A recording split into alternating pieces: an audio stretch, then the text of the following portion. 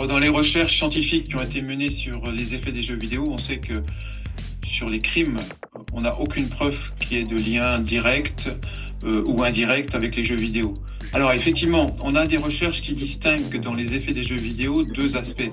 Il y a les effets à court terme, c'est-à-dire en gros dans la demi-heure qui suit. Et on sait que quand on joue à des jeux vidéo violents, on a tendance à avoir dans la demi-heure qui suit des pensées qui sont un peu plus agressives, des émotions un peu plus agressives et des comportements qui, si l'environnement dans lequel le joueur se trouve est susceptible de mettre en action ces pensées agressives, ça peut effectivement amener, dans certains cas, chez certaines personnes, à des comportements qui sont un peu plus agressifs que d'habitude. Mais ce ne sont pas des comportements qui sont pénalement répréhensibles, hein. Ça va être de l'excitation, ça peut être des insultes, ça peut aller, on l'a dans les recherches, jusqu'à quelques petites bousculades. Mais en général, ça ne va pas plus loin d'une façon. Et puis ça dure peu de temps. On sait en psychologie que les comportements sont multifactoriels, c'est-à-dire qu'on ne peut jamais expliquer un comportement uniquement par un facteur et uniquement un facteur. C'est-à-dire que là, aujourd'hui, ce qu'on sait sur ce type de crime, c'est que ce sont des crimes qui sont provoqués par plusieurs facteurs en interaction, jamais un seul.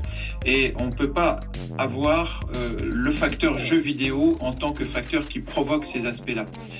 Alors, il y a eu des études qui ont été menées, notamment aux États-Unis, sur les grands délinquants, sur la criminalité, sur les fusillades de masse.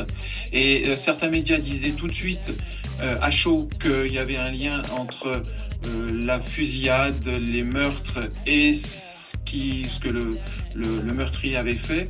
Mais lorsque les recherches se sont penchées plus en détail là-dessus, les chercheurs ont montré qu'il n'y avait pas de lien, que ce n'était pas forcément des jeux vidéo violents. Donc là-dessus, on est rassuré. Ce qui provoque plutôt ce type de crime, c'est plutôt, bien sûr, des troubles mentaux qui sont mal soignés. C'est un premier point. Donc, c'est-à-dire que là, il faudrait vraiment qu'il y ait un plus grand suivi et détection des problèmes psychologiques et des problèmes mentaux. C'est des problèmes de dépression, d'anxiété qui peuvent être également mal soignés.